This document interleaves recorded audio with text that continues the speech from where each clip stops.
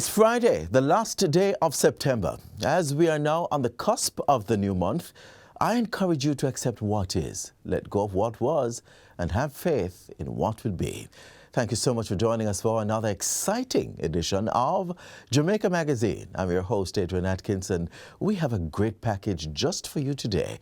So don't go anywhere. There's more to come on the other side of this break.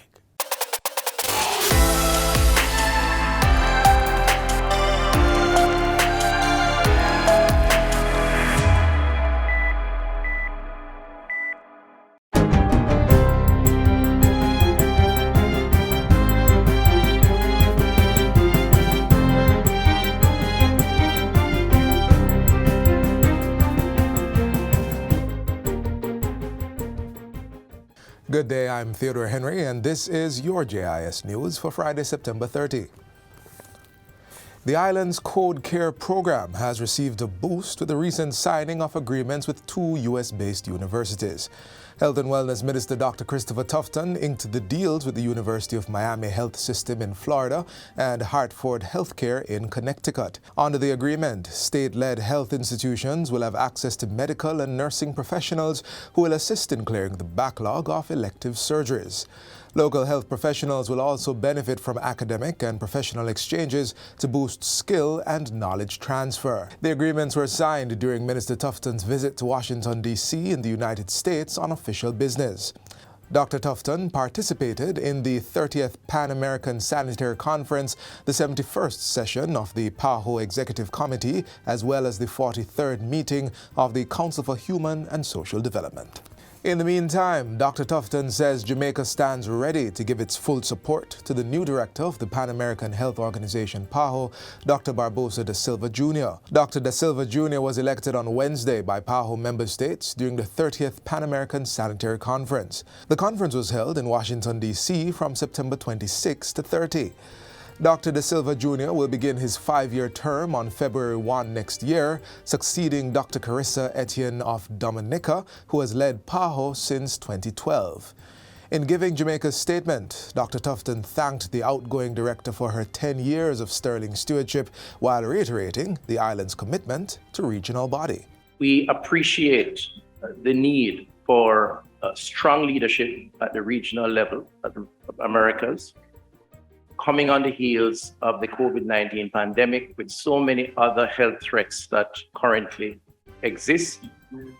We appreciate that the transition, given his experience at the highest level of PAHO, will be quick, and we would like to encourage that. In other news, Jamaica has reiterated its commitment to addressing climate change by placing increased focus on the slow onset of microclimate challenges. Among them, soil and water quality, coral health, as well as human practices which harm the environment. Minister without portfolio in the Ministry of Economic Growth and Job Creation, Matthew Samuda, made those comments at the recently held CanCarib Climate Smart Opportunities Summit Business Boot Camp. Senator Samuda reasoned that Jamaica has been a forerunner in tackling climate change. This, he says, is evidenced by the island's nationally determined contribution implementation plan, which aims to cut greenhouse gas emissions by 60% by 2030. The state has also onboarded new renewable energy options and has started the transition to electric vehicles. The big issue and the big cost to economies like ours is not just these mass climatic events that make a lot of news and get a lot of global attention.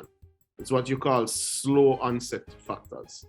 So as we continue to emit more than we should, as global warming continues, we start to have issues around soil quality, around water quality, coral bleaching. You start to exacerbate your own issues if you don't take these things into hand. So for us, it's important from a practical standpoint, from a moral standpoint for Jamaica to show leadership. Residents of West Rural St. Andrew can expect increased and consistent access to potable water. That's due in part to several measures that are being undertaken in the area. Among them, the purchase and distribution of new water tanks at Cavaliers and Mount Airy to serve Mount Prospect, Mount James, New Garden, and Mountain Spring. Already, a pump house has been installed at Cavaliers and is pushing water to surrounding communities. Minister of State in the Ministry of Health and Wellness, who is Member of Parliament for the area, Juliet Cuthbert-Flynn, gave that update at the State of the Constituency debate in Parliament Tuesday. I am happy to also state that we will be seeing the upgrading of pipelines in the areas of Padmore in the Red Hills District and also Lacey in the Red Hills District. There has been great efforts by the National Water Commission to upgrade pipelines across the constituency, as well as focus on the metering of new customers, and I welcome these efforts. Minister Cuthbert-Flynn also informed that the development of the $800 million Essex Hall water project is on track. The project, which started in the last financial year, is expected to last for 4 years. On completion, the Essex Hall water supply scheme is expected to provide potable water to approximately 20,000 persons in several communities. Still in Parliament, over 10,000 residents of 4 communities in St. Andrew Eastern are set to benefit from the creation of 6 green spaces in the area. The $10 million project, which will provide spaces for recreational and civic activities, will get underway shortly. Minister of Education and Youth, Favour Williams, who is also Member of Parliament for the constituency, gave the update during a presentation to the 2022-2023 State of the Constituency debate on Wednesday. This is monumental and represents the continuing build phase of the ZOZO that is being implemented by JSIF, an entity of government that has been conscientious in these various projects. The design will include small parks, gardens, roadside greenery, and vegetation barriers. And finally, the Grants Pen Peace Park in St. Andrew is poised for further improvements to its facilities. The upgrades are to be done under the Ministry of Justice's MOJ on the Move program. Justice Minister Delroy Chuck made the commitment Thursday as he toured the community and the park. Minister Chuck, who is also Member of Parliament for the area, said the park is intended to decrease the chances of community members using violence to resolve conflicts. We are going to continue to improve this Peace Park because we want it to be sent as a message to the rest of Jamaica that in spite of what is happening in your communities, that peace can be achieved. And that's it for JIS News Today. I'm Theodore Henry. Thanks for watching.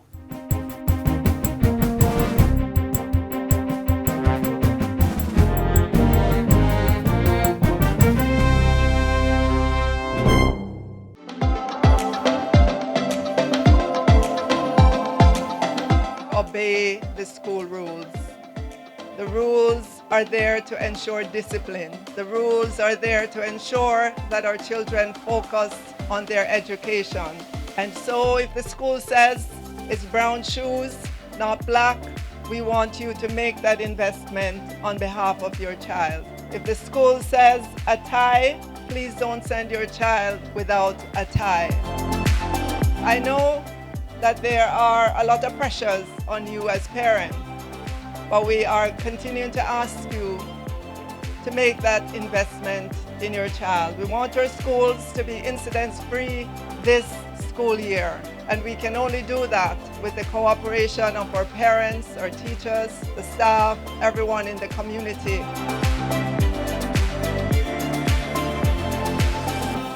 Up next, we walk you through the steps necessary to do a school transfer.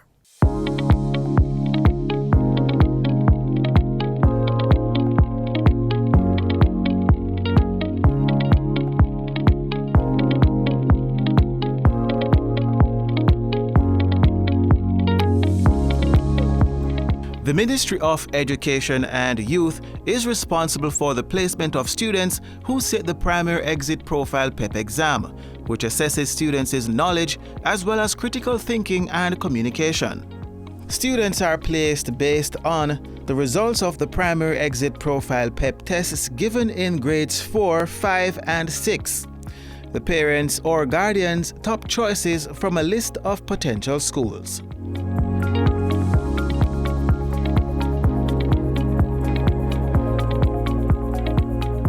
While the Ministry of Education and Youth does not generally assist with student transfers from one school to another, requests will be supported in circumstances of proximity. This is when a child may have been assigned to a school where he or she would have to travel considerably long distances from home to school. However, In cases where you are seeking transfers for children who have already been placed in schools by the primary exit profile PEP placement process, it is your responsibility as a parent to contact a school that is willing to accept your child or children. Here are the steps to allow for a smooth transfer process. Submit a letter of request for transfer to the school desired. The school should then provide you, the parent or guardian, with an acceptance letter. Take that acceptance letter to the school where the child was originally placed. The school administrator must then provide a release letter. You are then required to write a letter addressed to the Permanent Secretary, Ministry of Education and Youth, requesting approval for transfer. This letter must be accompanied by the acceptance and release letters and should be taken to the respective regional office. The Ministry of Education and Youth, through the regional offices, will send approval letters to the accepting and releasing schools within 1 week from the date received. Make sure you have the necessary paperwork from the primary school to speed up the procedure.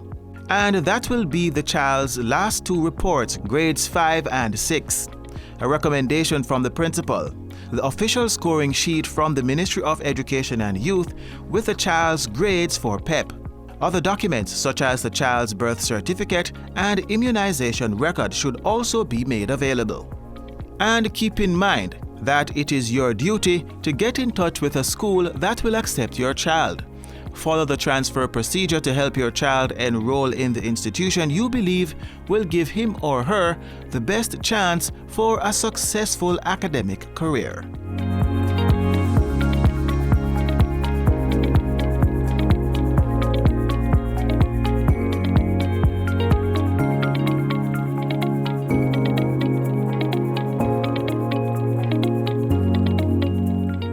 How many more must die because of reckless drivers?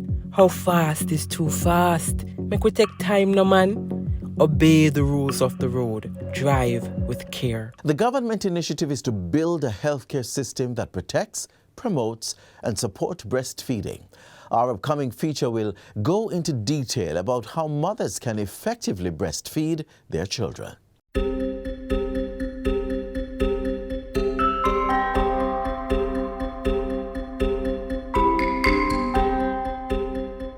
Every child has the right to enough nourishing food to grow well and flourish. For the very young, breast milk remains the best food source. Data from the World Health Organization shows that breast milk, as the natural first food for babies, provides all the energy and nutrients that the infant needs for the first 6 months of life. And it continues to provide up to half or more of a child's nutritional needs during the second half of the first year and up to 1/3 during the second year of life. Breast milk provides much needed antibodies to protect babies against all kinds of infections. The colostrum or foremilk, which is the first milk produced by mothers after giving birth, is the baby's first immunization against some infections. Babies who are exclusively breastfed have less episodes of diarrhea, acute respiratory infection, and skin conditions.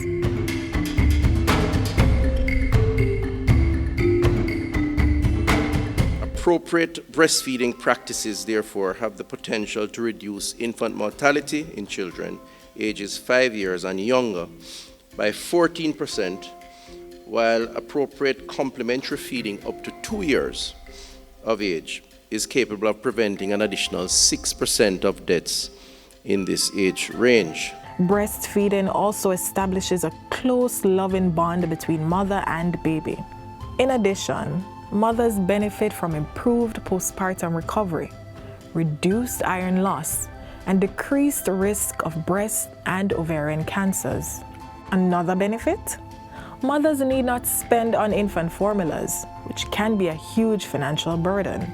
Breastfeeding is a universal solution that has proven to improving the health, well-being, and survival of women and children around the world.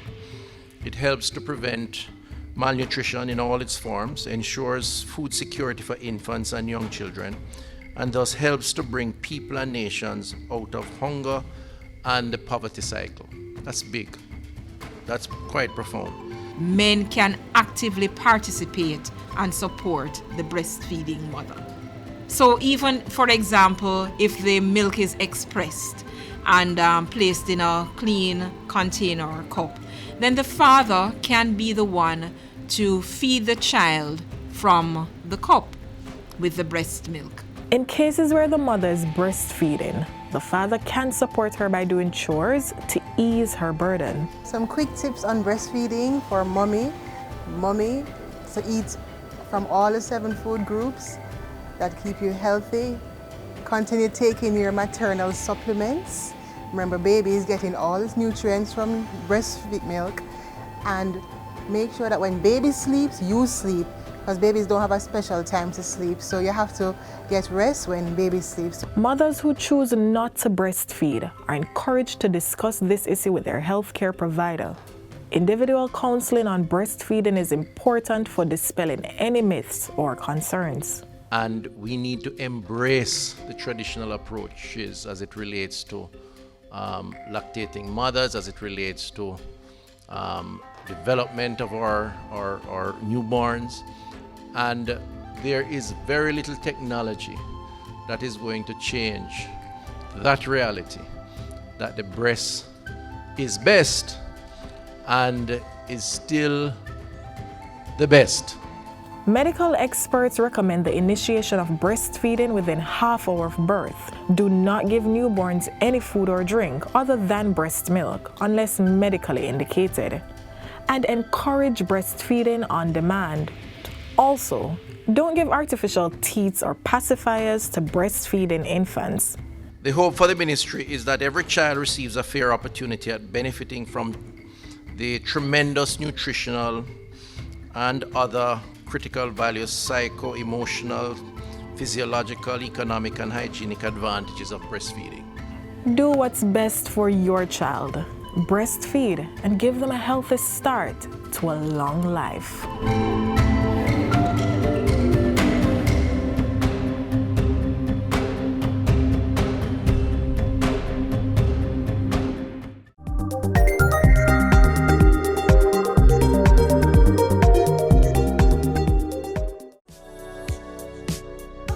Practice good hygiene by washing your hands frequently using soap and water.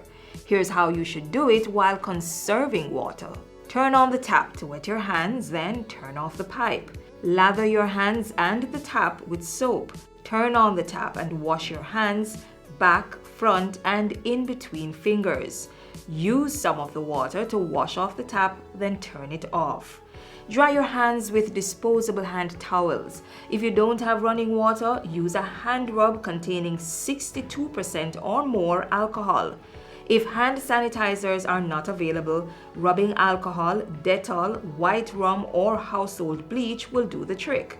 And if all else fails, let hand washing and the handling of potable water be a 2-person event. Each person will take turns pouring and washing hands with sitting water. Now is a good time to consider installing a tap on your containers to reduce the risk of water contamination. Faucets can be easily attached to drums, buckets, or 5-gallon water bottles. And to ensure that the outside of the containers are clean when recapping, disinfect it with hand rub containing alcohol that's 62% or more.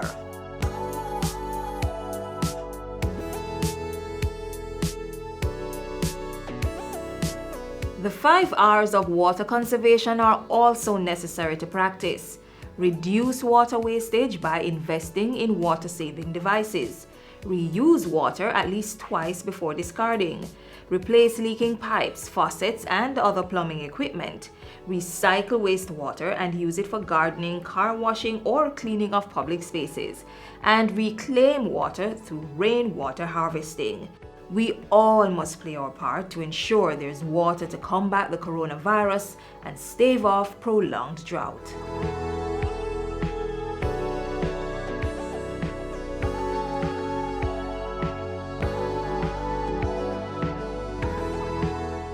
We can't control everything in life, but we can control what we consume. Healthy eating gives the body the energy and sustenance it needs to function at optimal levels. Our next feature is twofold. You learn how to prepare a healthy meal, which is good for the body, and we show you how to cut costs, which is good for the pocket.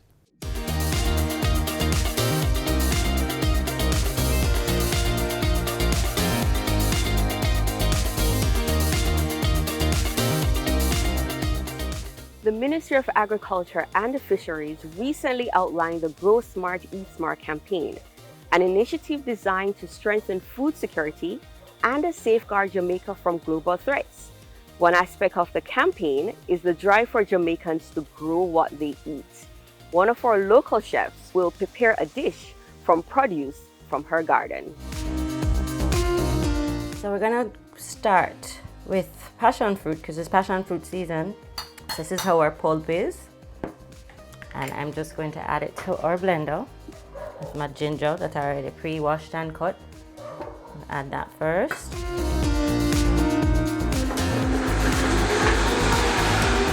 I tend to use a finer strainer, and the more passion you put in there, the more color you'll get, and the benefit again of eating and drinking what you grow is your health. And at this point now I'm going to add my sugar. And you mix till you dissolve your sugar.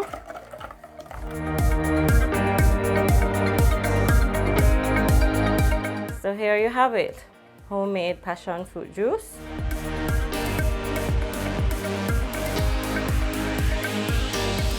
Growing smart does not require a big farm. A small patch of land in your backyard, couple pots, and you can be on your way to harvesting produce for the dining table. Whatever and however much you manage to grow, put it to good use, cooking up healthy traditional or new dishes for the family to eat. It's what Cara has been doing.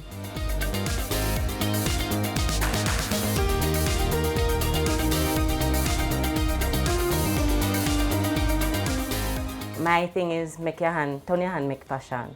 So how it came about is my ackee mash up, boil it out. So I needed to use it. And I came up with Alfredo. And it is vegan, it's healthy. Every ingredient that I have in here, it's local. So I'm gonna start off with, or you can use any onion. I just think the red onion looks nice. So I'm going to just julienne this because I want it to stand out. Cut out the stem so then you get them loose. And then here I already pre-cut some tricolor bell peppers, or what we call sweet pepper, red, yellow and green. We have some string bean and some julienne carrots. Right here we have some local cherry tomatoes, which, you know, grows wild in some garden. Garlic, which, you know, is a must in our seasoning. And from here I have some dry seasoning. So I have Italian herb, I have some dried basil and my salt and pepper mix. And I'm also going to cut up a little scotch bonnet because, you know, Jamaica we say. This recipe takes about 30 minutes as long as you have everything prepped. The longest part is probably sauteing the vegetables. From here we move to our stove. So on medium heat, well, I have my pasta about to go into the boiling water. You can use any pasta you want. I'm just using what I have in the house today, which is some tagliatelle. From here, I'm going to turn on my skillet. You can use coconut oil if you feel, or olive oil, or whatever oil you have at home. And our oil is now hot. Cook your onions first, because you don't want raw onions. The next would be your carrots and your green beans, because they're raw. I didn't blanch them. So as you can see, the pasta is boiling. And I'm going to add my garlic. Now this is an Alfredo, so I put a lot of garlic. At this point, I'm going to actually add my aromatics, which is I have some fresh thyme here. And you're developing your flavors, you're building. I'm going to also add my dry herbs, which is my Italian and basil. At this point, if you have extra ackee, I'll put a little bit in there. And you can use any vegetable you want. And then I'm also going to add my peppers at this point. And then I'm going to check my pasta, which is about al dente right now. And at this point, you can add your coconut milk from your coconut tree if you have any coconuts that are dry. I also have my scotchy. You can put as much or as less as you want.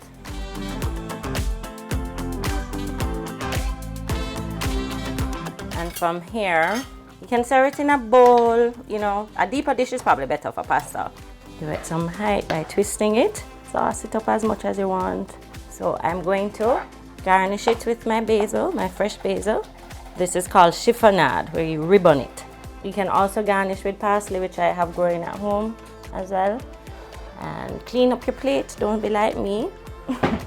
And there you have it, ackee pasta Alfredo. And there are other dishes like this one that you can use ackee to create, such as curry ackee pasta, the traditional sawfish with ackee, and here is something you may not hear of often, ackee pockets with cocoa bread. The message to our consumers who depend on us to provide wholesome and nutritious food to their household is not just to eat, but to eat smart.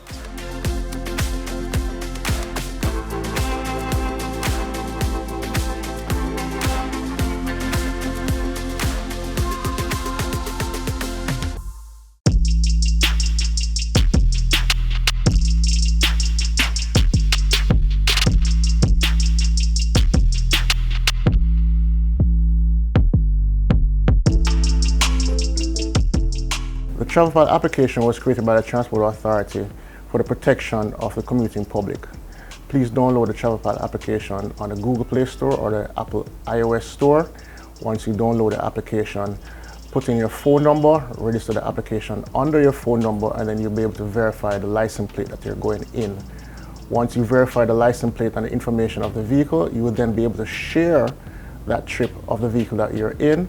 And if there is difficulty on the trip, you would then will be able to push a panic button and share your location with others as well.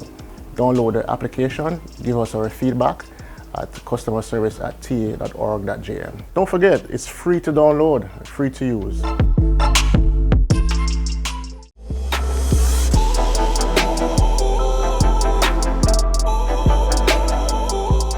We've come to the end of our program for today. Get a recap of all you saw here and more on our website at gis.gov.jm. From all of us here at the GIS, I'm Adrian Atkinson. Bye for now.